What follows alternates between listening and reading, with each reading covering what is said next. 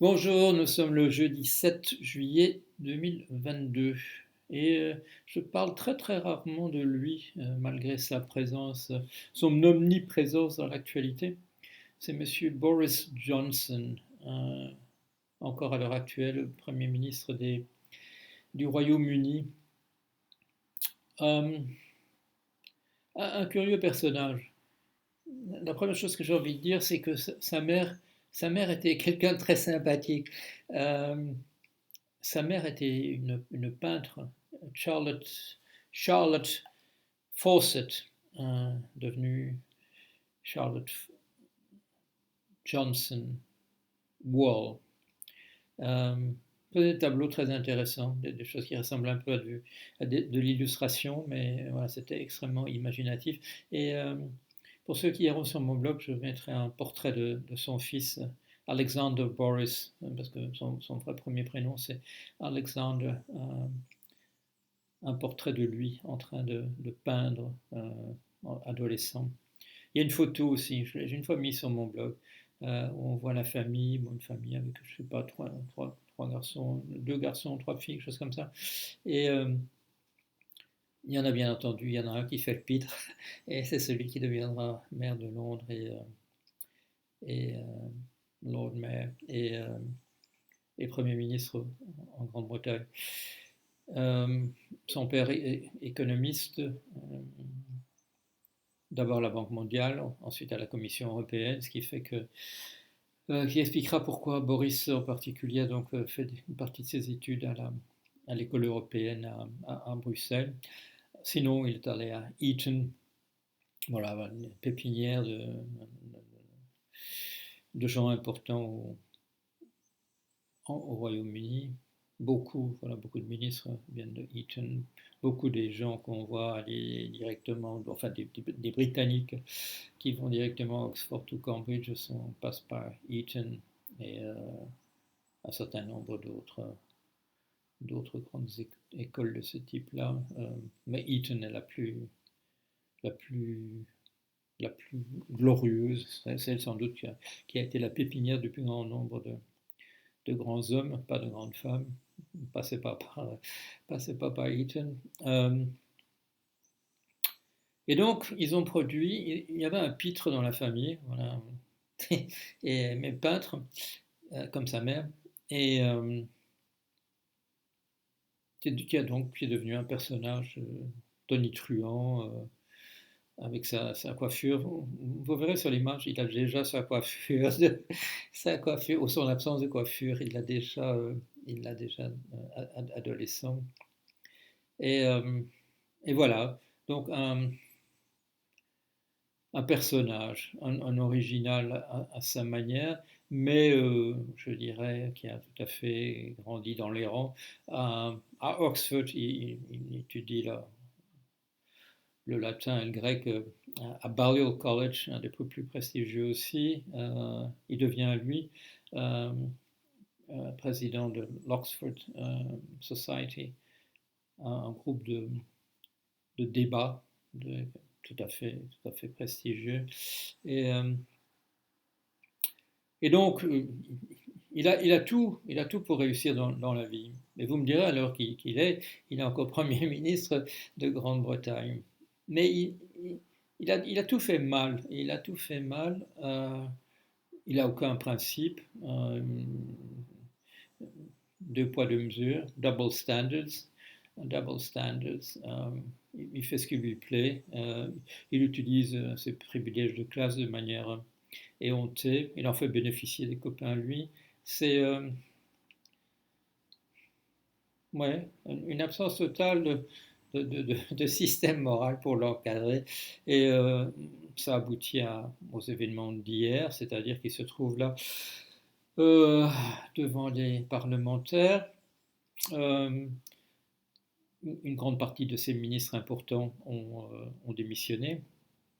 Il y a son ministre de la Santé qui fait un discours dont on note qu'il bon, n'est pas un très très grand orateur. Euh, je ne vais pas prononcer son nom correctement, donc je ne vais pas le faire. Vous trouverez ça. C'est un nom indien. Un monsieur qui se qui parle pas très bien, mais il avait un très bon texte. Il avait un très bon texte, même s'il a dû relire quelques phrases parce qu'il ne s'y retrouvait plus dans la ponctuation. Un texte justement qui rappelait euh, common decency, le, voilà, la décence ordinaire, les bonnes manières, et en disant non, ça va pas, ça va pas. Récemment, voilà, au cours des 2 années de Covid, Johnson, Premier ministre, a fait ce que lui paraissait une bonne idée. Tout le monde était confiné, lui il faisait la fête à différents endroits. Euh, il venait de nommer un poste important, un personnage dont il savait, c'était dans ses dossiers, que ce bonhomme s'était conduit de manière tout à fait inconvenante, non pas envers des dames, mais envers d'autres messieurs. Euh, et là, il se retrouve avec un de ses ministres qui fait un scathing speech, voilà, un discours cinglant contre lui. Un certain nombre, son chancellor, son ministre des Finances, a aussi démissionné avant-hier. Il est menacé de démission par Michael Gove.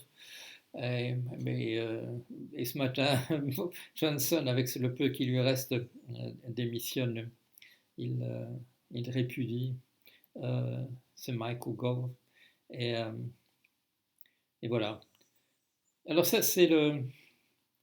On a vu récemment comme un personnage comme Trump, voilà, un homme d'affaires qui a réussi et qui se conduit en gangster peut devenir président de la République. Et en Grande-Bretagne, on peut avoir un personnage de ce type-là qui devient Premier ministre, même si ça finit par tourner à la catastrophe absolue. Euh, il va continuer, il va pas démissionner. Il s'est déjà retrouvé dans 15 000 situations où quelqu'un ayant la common decency, la naissance ordinaire aurait démissionné. Lui, non, il s'accroche. Euh, il va finir, je crois que c'est la semaine prochaine, les parlementaires vont finir par voter la possibilité qu'il y ait une seconde fois dans l'année un vote de confiance. Et il est plus que probable qu'il disparaisse comme Premier ministre. Plus que probable, mais pas totalement impossible. Sur mon blog, il y a un mot-clé qui est démission de Boris Johnson, mais qui date déjà de plusieurs années. Euh, il fait tout autrement que les autres. Ce qui est remarquable, c'est sa manière de se conduire, effectivement, comme un pirate. C'est Jacques Lacan qui avait fait cette remarque, je ne sais plus où il l'avait faite, où il disait à propos de. Je crois que c'est une conférence à laquelle j'ai assisté, parce que je n'ai pas souvenir d'avoir lu ça, mais de l'avoir entendu. Souvenez-vous que c'est une nation de pirates, et une des choses que Johnson est en train d'organiser maintenant, c'est de tout à fait revenir sur la parole donnée par tout à fait revenir sur la parole donnée à propos de la séparation de l'Union européenne. Si Jacques Lacan avait encore été là, il aurait prévenu que les Anglais ne s'y tiendraient pas. C'est pas la perfide Albion, hein, c'est connu. C'est une chose qui a marqué les Français. C'est la perfidie des Anglais. Je ne vais pas dire des choses désagréables vis-à-vis des Anglais. J'habitais 11 ans dans leur pays, ils m'ont adopté. J'ai fait les efforts pour passer, voilà, j'ai fait tout ce qu'il fallait pour passer pour un professeur de Cambridge comme les autres. C'est-à-dire j'ai appris la langue de manière à essayer d'être indétectable. Euh, j'ai beaucoup apprécié la vie en Angleterre, j'ai beaucoup apprécié en particulier d'avoir été étudiant en thésard à Cambridge et puis qu'on m'a fait l'honneur de me nommer au premier poste voilà, aux premiers échelons d'enseignant à proprement parler. On ne m'a pas gardé au second échelon après 5 ans. Mais ça avait rien à voir avec ça je peux le dire dans les raisons qui sont intervenues. D'abord, il y avait les coupes budgétaires et puis il y avait le fait que mon professeur, la personne qui a vraiment décidé de déterminer euh, comment ça s'appelle en français, alors là, j'oublie toujours ce nom.